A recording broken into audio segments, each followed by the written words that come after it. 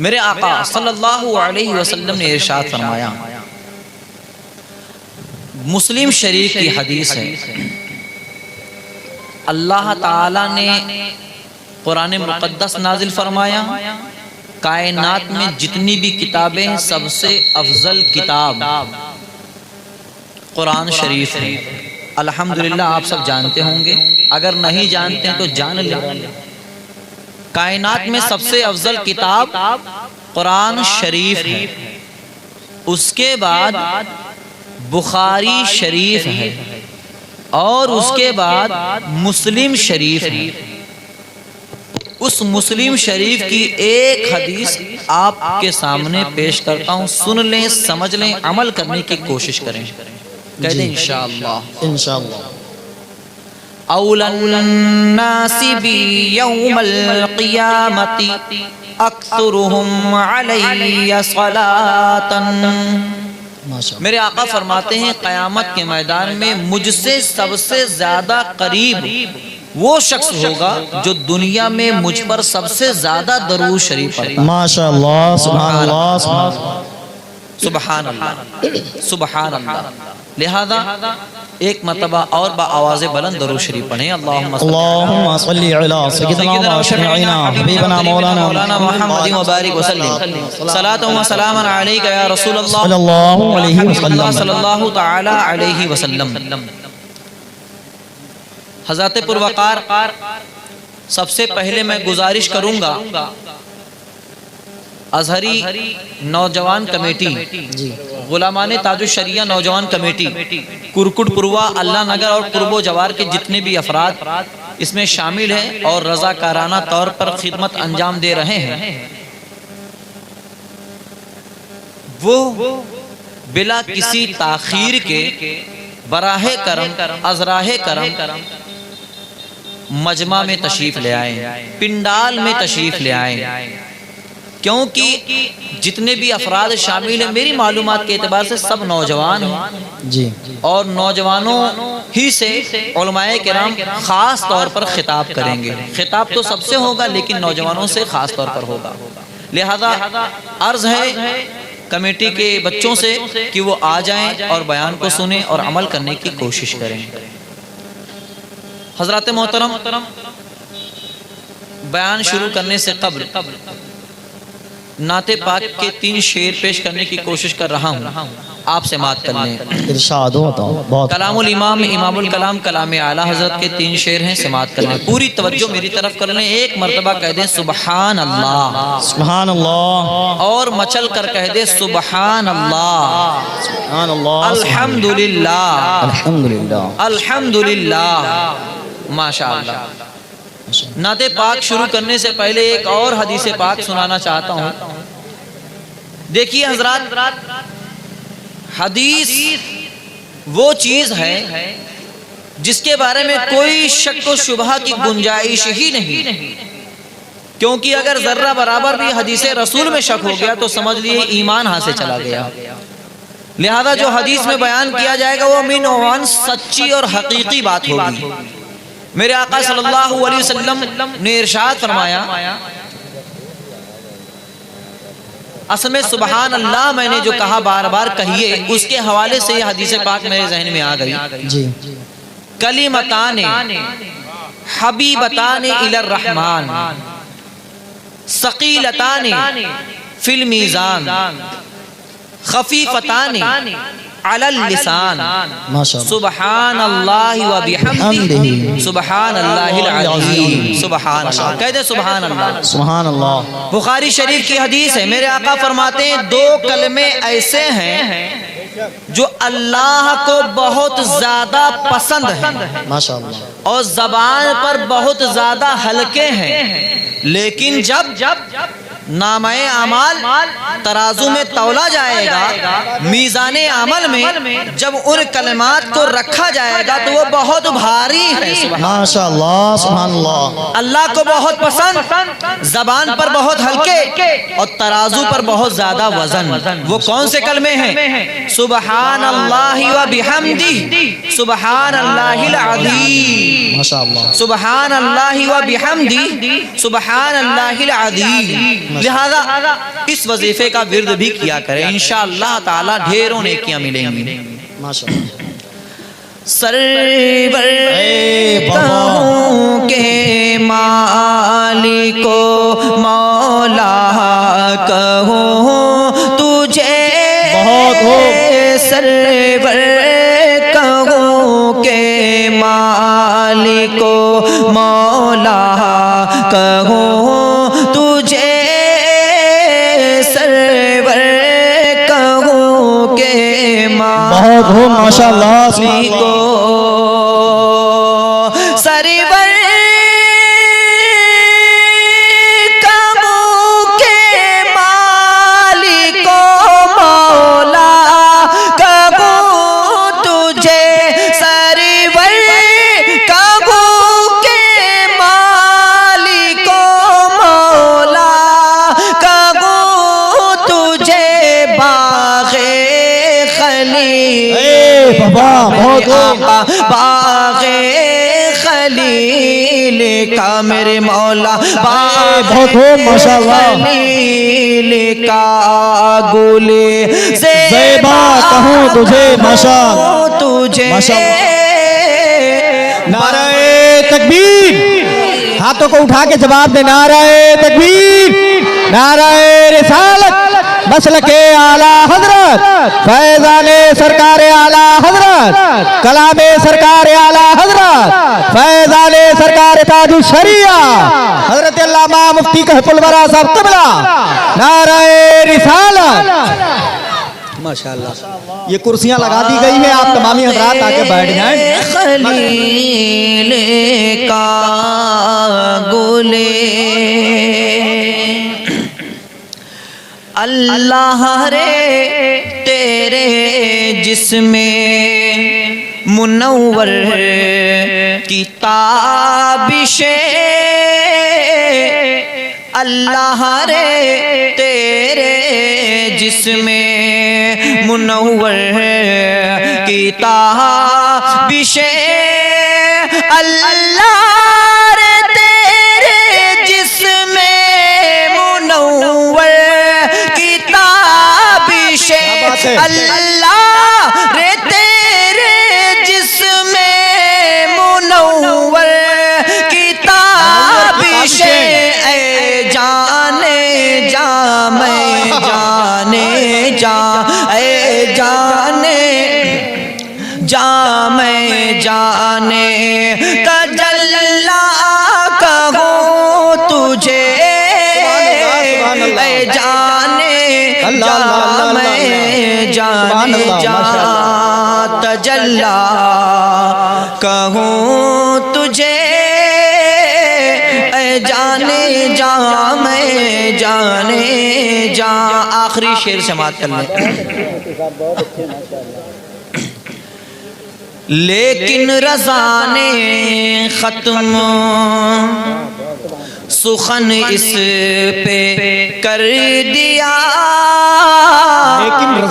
لیکن رضا نے ختم سخن اس پہ کر دیا، لیکن رضا نے ختم سخن اس پہ کر دیا، کہ لیکن رضا نے ختم سخن اس پہ کر دیا، خالق کا بندہ خلق کا، خالق کا بندہ خلق کا، آقا کہوں تجھے، خالق کا بندہ خلق کا، آقا کہوں تجھے، سرور کہوں کہ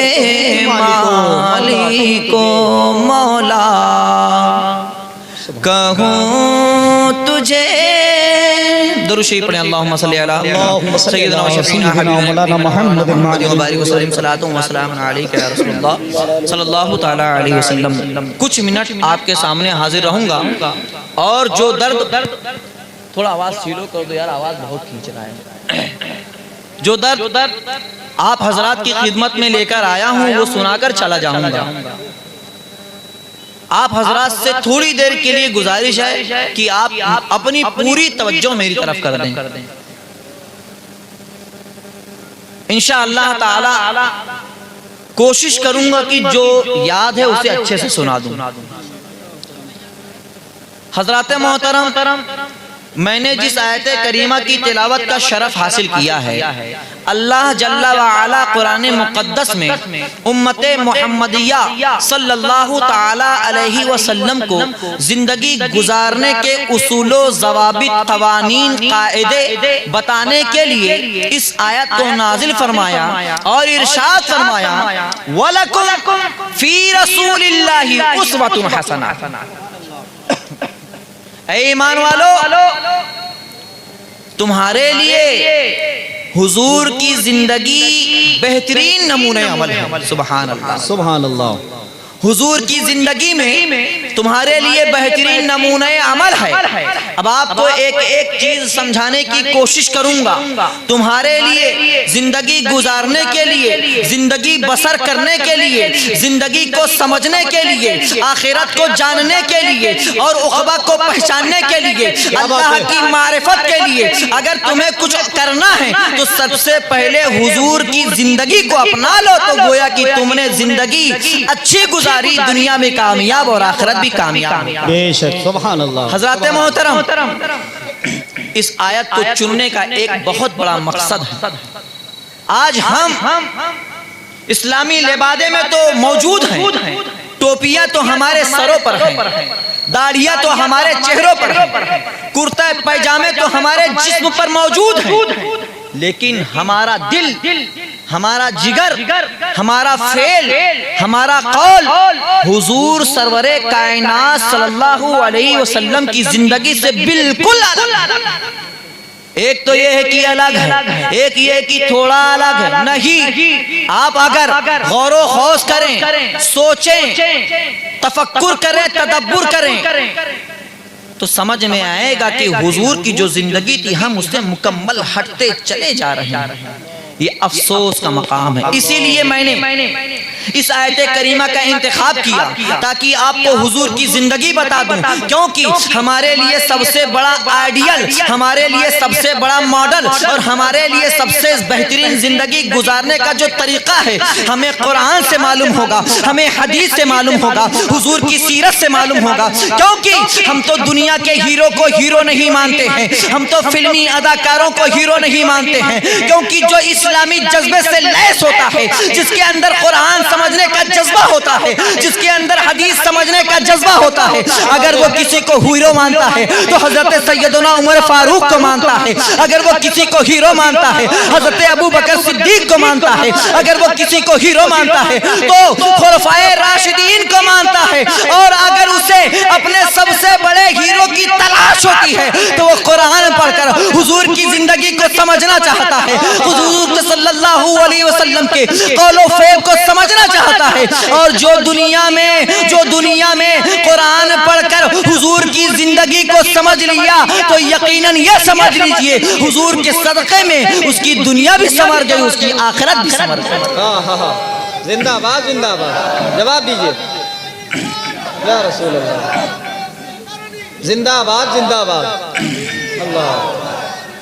حضرات محترم، حدیث و قرآن کی روشنی میں اپنی بات پیش کرنے کی کوشش کروں گا۔ آج ہم کسی دوسرے سے محبت کرتے ہیں، کبھی حسن و جمال کی بنیاد پہ محبت کرتے ہیں، کبھی اس کے مال و دولت کی بنیاد پہ محبت کرتے ہیں، کبھی اس کے حسب و نسب، اس کی ذات برادری، اس کے رشتہ داروں کو دیکھ کر محبت کرتے ہیں۔ تو میں کہنا چاہتا ہوں آپ کسی اور سے محبت نہ کریں، آپ کسی اور کو دل نہ دیں، آپ دنیاوی داری محبت میں نہ پڑیں، آپ عشق مجازی میں نہ پڑیں، بلکہ آئیے میں آپ کو عشق حقیقی کا جلوہ دکھاتا ہوں، کیونکہ آپ جس سے محبت کرتے ہیں اس کے قول کو اپنانے کی کوشش کرتے ہیں، آپ جس سے محبت کرتے ہیں اس کے فعل کو اپنانے کی کوشش کرتے ہیں۔ مثال کے طور پہ آپ نے مجھ سے محبت کر لی، آپ نے مجھ سے محبت کر لی تو آپ نے دیکھا مولانا صاحب جو تقریر کر رہے تھے، مولانا صاحب جو تقریر کر رہے تھے وہ امامہ شریف باندھے تھے، تو آپ کو میرا امامہ بھی اچھا لگے گا۔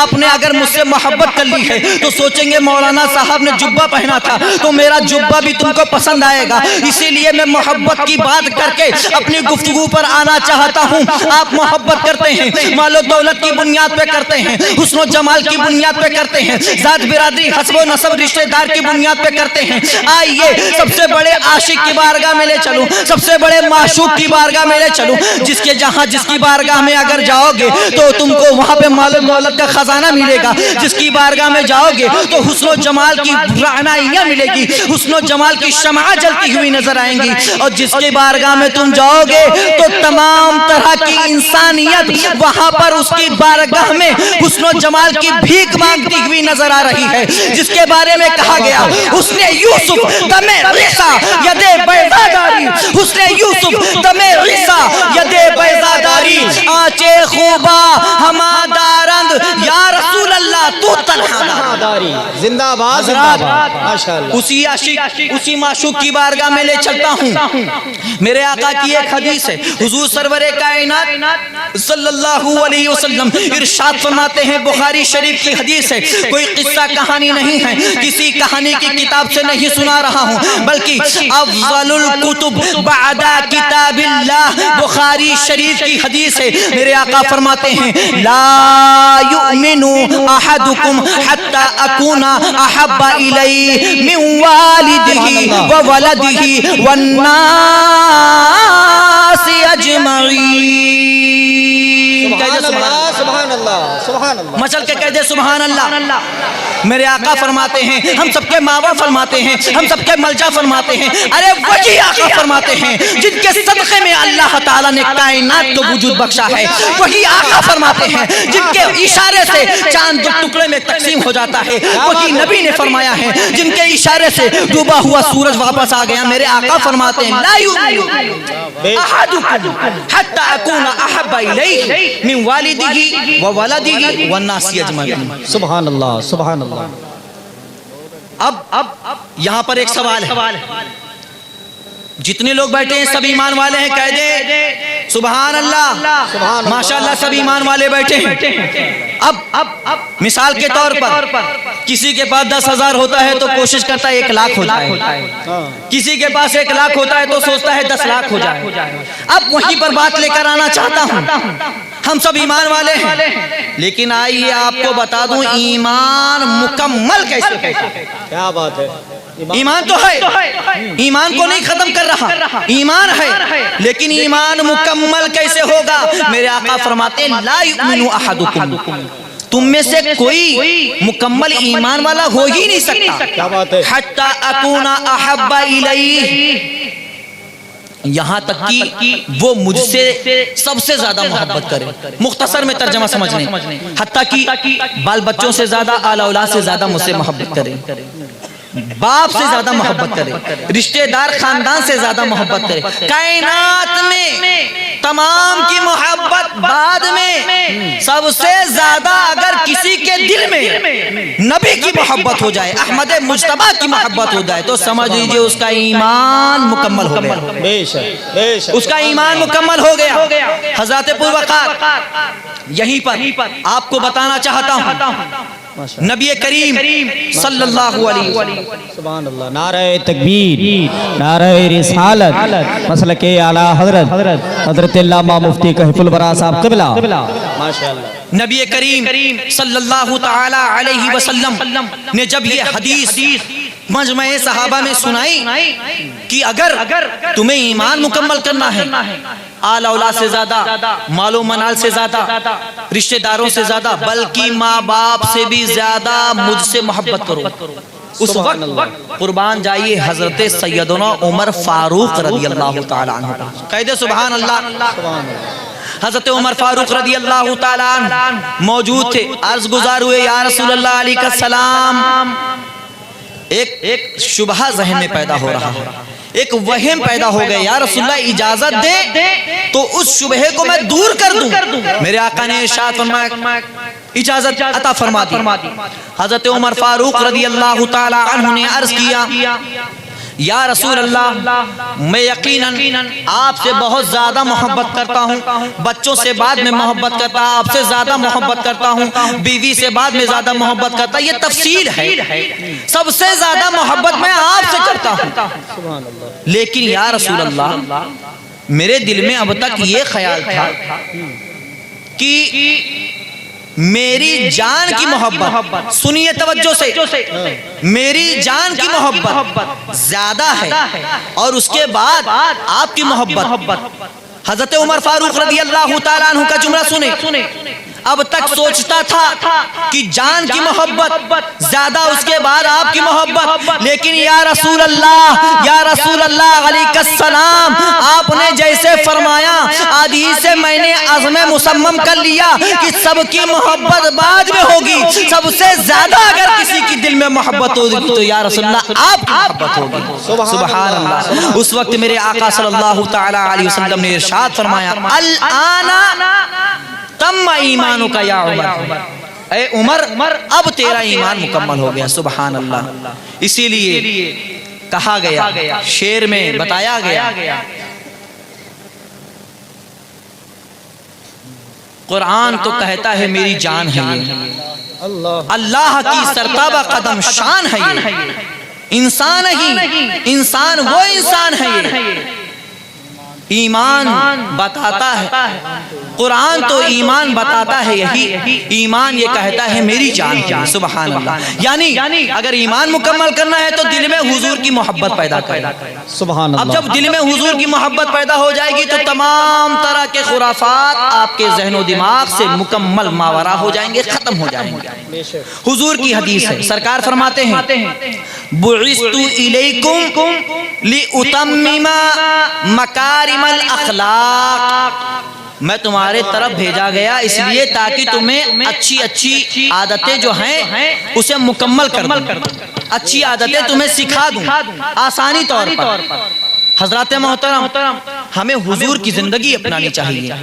حضور کی زندگی جب ہم اپنا لیں گے تو یقیناً ہماری دنیا آخرت سب سمرتی ہوئی نظر آئے گی۔ مختصر سے یہ عرض کر دوں، جیسے کہ عوام میں بہت زیادہ خلفشار مچا ہوا ہے، ہم عاشق رسول ہیں، ہم مسلمان ہیں، ہم ایمان والے ہیں، لیکن آپ کے اندر اسرائیلی نظم و ضبط پیدا ہو گیا، آپ کے اندر یہ کفار و مشرکین کے طور طریقے پیدا ہو گئے۔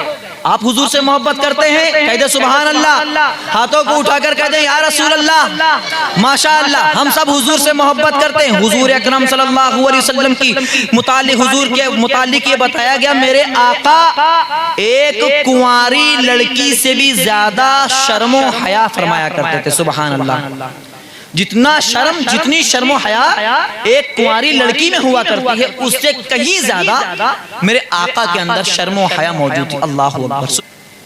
حتیٰ کہ ایک مرتبہ آپ جلوہ افروز تھے، حجرہ شریف میں حضرت سیدنا عثمان غنی کی حاضری ہوئی، میرے آقا صلی اللہ علیہ وسلم نے اپنا کپڑا شریف، جبہ شریف نیچے کر لیا۔ حضرت صدیقہ رضی اللہ تعالی عنہ نے عرض کیا یا رسول اللہ میرے والد صاحب آئے، آپ نے ایسا نہیں کیا، اور حضرت عثمان غنی تشریف لائے تو آپ نے ایسا کیا۔ سرکار دو عالم صلی اللہ علیہ وسلم نے فرمایا اے عائشہ، عثمان سے فرشتے بھی حیا کرتے ہیں، اس لیے میں نے بھی حیا کی۔ سبحان اللہ۔ اس سے بتانا یہ چاہتا ہوں کہ میرے آقا کتنی حیا فرمایا کرتے۔ تو اے ایمان والے بھائیوں، آج مسلم گاؤں میں جا کر دیکھیں، قرب و جوار میں جا کر دیکھیں، جو بچے، جو نوجوان لڑکے شہروں سے آئے ہیں، وہ اپنا فیشن دکھانے کے چکر میں معلوم نہیں ان کے ذہن میں کیا خمار ہوتا ہے، اتنا بڑا چڈھا، گھٹنا ظاہر، نوجوان بچوں کی بات ہے، اتنا بڑا چڈھا کہ گھٹنا بھی ظاہر۔ کیا آپ کے پاس اچھا کپڑا نہیں؟ اگر آپ کو تھوڑا سا کمفرٹیبل محسوس کرنا ہے تو لنگی باندھ لیجئے، تہبند باندھ لیجئے، اس سے زیادہ کمفرٹیبل آپ کو کس میں محسوس ہوگا؟ آپ کہیں جانا چاہیں تو بہت موٹا کپڑے کا جنس پہن لیں، اور لیکن حیا کی جہاں بات آ جائے، غیرت کی بات آ جائے، آپ چڈھا پہن کر روڈ پہ چلیں گے، یہی آپ کی غیرت ہے، یہی آپ نے حضور کی تعلیم سیکھی ہے، یہی عشق رسول ہے۔ یہ ہمارے نوجوان کی بات، ہمارے بزرگ حضرات جو تہبند پہنتے ہیں، کہیں بیٹھے ہیں مجمع میں تو تہبند اٹھا کے اتنا اوپر کر لیا کہ گھٹنا ہی دکھنا شروع. معاذ اللہ رب العالمین، استغفر اللہ. آپ کو شرم و حیا نہیں؟ آپ کی غیرت کہاں ہے؟ آپ نے حضور کی حدیث نہیں سنی؟ حضور تو بہت زیادہ حیا فرمایا کرتے تھے، اور ہمیں جو طریقہ اپنانا ہے، ہمیں جو رول ماڈل ہے ہمارے لیے حضور کی ذات ہے. اس سے بڑھ کر کون سی ذات ہے کائنات میں جن سے ہم کچھ سیکھ حاصل کریں، جن سے ہم کچھ سیکھیں؟ میرے آقا صلی اللہ علیہ وسلم کے پیارے دیوانوں، اسلام کے معزز بزرگوں، آپ حضور کی زندگی اپنانے کی کوشش کریں. حضور سرور کائنات صلی اللہ علیہ وسلم نے جو زندگی گزارنے کے انمول نگینے دیے ہیں اسے سیکھنے کی کوشش کریں. نبی کریم صلی اللہ علیہ وسلم کی حدیثوں سے ثابت ہوتا ہے کہ آپ ہمیشہ اپنے ستر عورت کو چھپائے رکھیں. جو ستر عورت ہے، حتیٰ کہ بہتر تو یہ ہے کہ آپ پورا جسم ڈھکے رہیں، لیکن ستر عورت کو ڈھکنا فرض ہے. اے ایمان والے بھائیوں، آپ اس چیز پر عمل کریں، اسے سیکھنے کی کوشش کریں. یہ لائٹ، یہ مائک، یہ جلسہ، یہ علماء آپ کو بتانے ہی کے لیے آئے ہیں. اور یہیں پر ایک بات اور بتا دوں، منہاج العابدین نامی ایک کتاب ہے. اس کو لکھنے والے کون؟ امام غزالی رحمۃ اللہ علیہ. بہت بڑے صوفی سنت، بہت موٹی موٹی کتاب انہوں نے لکھی. ایک پتلی سی کتاب ہے، بہت پتلی، عربی میں، منہاج العابدین. انہوں نے اس میں فرمایا ہے کہ ایک وقت ایسا آتا ہے کہ بندے کا دل کالا ہو جاتا ہے. بندے کا دل کالا ہو جاتا ہے. جیسے ہم کہتے ہیں نا تمہارا دل مردہ ہو گیا ہے، ارے اس کا تو دل ہی کالا ہے، ہم کہتے ہیں نا. تو آج میں آپ کو بتا دوں کہ دل کالا کیسے ہوتا ہے اور دل کالا کب ہو جاتا ہے. آپ خود سمجھ لیجئے گا کہ آپ کا دل کالا ہے، ہمارا دل کالا ہے، کس کا ہے کالا، کس کا نہیں. امام غزالی رحمت اللہ تعالی علیہ نے اپنی کتاب میں فرمایا کہ ایک وقت ایسا آتا ہے کہ بندے کا دل کالا ہو جاتا ہے. اب یہ ہوتا کیسے؟ انہوں نے فرمایا جب بندہ کوئی گناہ کرتا ہے تو اس کے دل پر ایک سیاہ دھبا، کالے کلر کا دھبا، داغ پڑ جاتا ہے. اور جیسے جیسے گناہ کرتے جاتا ہے اس کا کالا دھبا بڑھتا جاتا ہے اور ایک وقت ایسا آتا ہے کہ اس کا دل مکمل کالا ہو جاتا ہے. لیکن آپ اسے پرکھ نہیں سکتے کہ کب کالا ہو گیا. اس کے آگے انہوں نے فرمایا اگر آپ کو سیکھنا ہے کہ دل کالا کیسے ہو گیا تو اس کی مثال یہ ہے کہ اگر اس کے سامنے کوئی اچھی بات کہی جائے تو وہ اس اچھی بات میں مکمل عمل نہ کرے. یعنی اگر اس کے اندر 100 غلطیاں تھی اور کسی نے 10 اچھی بات بتا دی، 10 اچھی بات میں سے کسی ایک بات پر بھی سامنے والے نے عمل نہیں کیا تو سامنے والا سمجھ لے کہ میرا دل کالا ہو گیا ہے. اب مجمع میں ہر شخص سمجھ سکتا ہے. آج عالم صاحب آئیں گے، جیسے کہ میں نے بتا دیا کہ اب چڈھا نہیں پہننا جس سے آپ کا گھٹنا دکھے، آپ ایسا کپڑا نہیں پہننا جس سے آپ کے جسم ظاہر ہو. میں نے بتا دیا اور بھی باتیں حضور کی سیرت سے بتا دی. اب بتانے کے بعد چلا جاؤں گا. اب آپ پھر سے اگر اسی کام کو کر رہے ہیں تو میں یہ نہیں کہوں گا کہ تمہارا دل کالا ہو گیا ہے. آپ خود سمجھ لیجئے گا کہ ابھی اور علماء آئیں گے، سب تقریر کر کے جائیں گے، 100 باتیں بتائیں گے. اگر 2-3 باتوں پر بھی عمل ہو جائے تو ماشاءاللہ الحمدللہ، لیکن اگر کسی بات پر عمل نہ ہوا تو آپ خود سمجھیے گا کہ دل کالا ہے یا گورا. مثال تو سمجھ میں آ گئی ہوگی. میرے آقا صلی اللہ علیہ وسلم کے پیارے دیوانوں، آپ حضور کی زندگی کو اپنائیں. جلسے، جلوس، میلاد، فاتحہ کے ذریعے ایک بات کو سیکھنے کی کوشش کریں. ایک بات کو، کیونکہ ایک مسئلہ اگر آپ جان گئے تو پوری رات نفل عبادت سے بہتر ہے. نفل عبادت سے بہتر ایک مسئلہ جاننا. تو انشاءاللہ امید یہ ہے کہ آپ اس مسئلے پر عمل کریں گے. لنگی پہننا ہے تو لنگی پہننے کا مطلب یہ نہیں ہے کہ کہیں بیٹھو تو لنگی اس قدر اٹھا لو کہ آپ کا جسم یعنی ستر عورت ظاہر ہو جائے.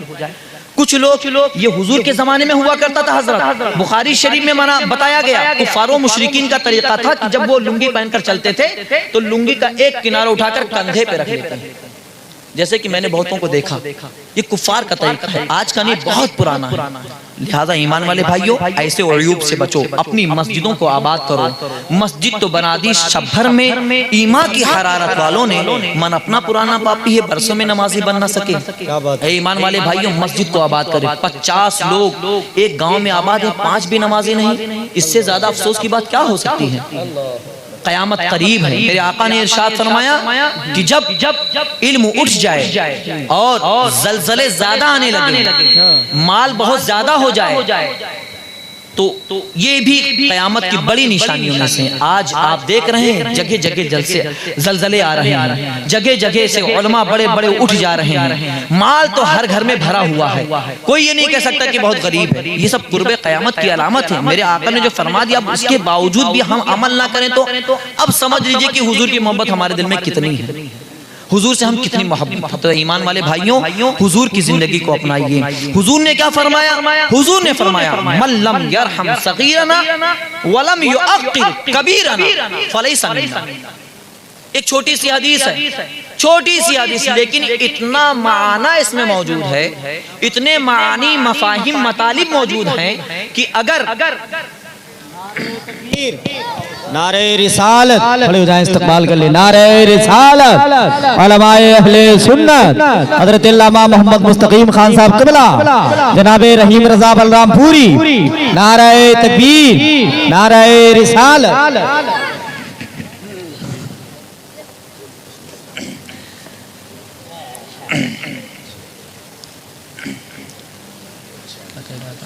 حضور اکرم صلی اللہ علیہ وسلم کی مختصر حدیث جامع معنی کے ساتھ حضرت تشریف لے آئے ہیں۔ اب میں آپ لوگوں سے رخصتی چاہوں گا، اس حدیث کا ترجمہ سن لیجئے۔ حضور نے فرمایا من لم یرحم صغیرنا ولم یوقر کبیرنا فلیس منا۔ جو بڑا ہو چھوٹوں پر شفقت نہ کرے، اور جو چھوٹا ہو بڑوں کی عزت نہ کرے، وہ پکا مسلمان ہی نہیں۔ اور آج اتنا برا حال ہے کہ ہر چھوٹا برے کا بڑے کا ادب نہیں کرتا، اور بڑا ہے تو چھوٹوں پر رحم نہیں کرتا۔ اے ایمان والے بھائیوں، حضور کی سیرت کو اپنانے کی کوشش کیجئے، حضور کی سیرت کو اپنائیے۔ یہی جانے ایمان ہے، یہی مدار ایمان ہے، اور یہی حقیقی اسلام ہے، یہی حقیقی ایمان ہے۔ بس میں اپنی گفتگو کو انہی چند کلمات پہ ختم کرنے کی کوشش کرتا ہوں، اور اخیر میں ایک شعر پڑھ دیتا ہوں۔ اعلیٰ حضرت کا ناصحانہ شعر ہے۔ اعلیٰ حضرت نے ہم سب کو درس دیا ہے، سمجھایا ہے، اخیر عمر تک کے سمجھاتے رہے۔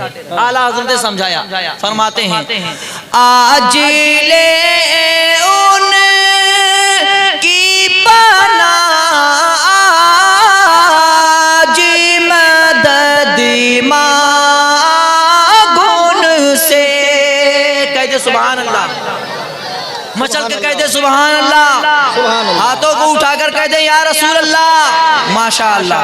آج لے ان کی پناہ،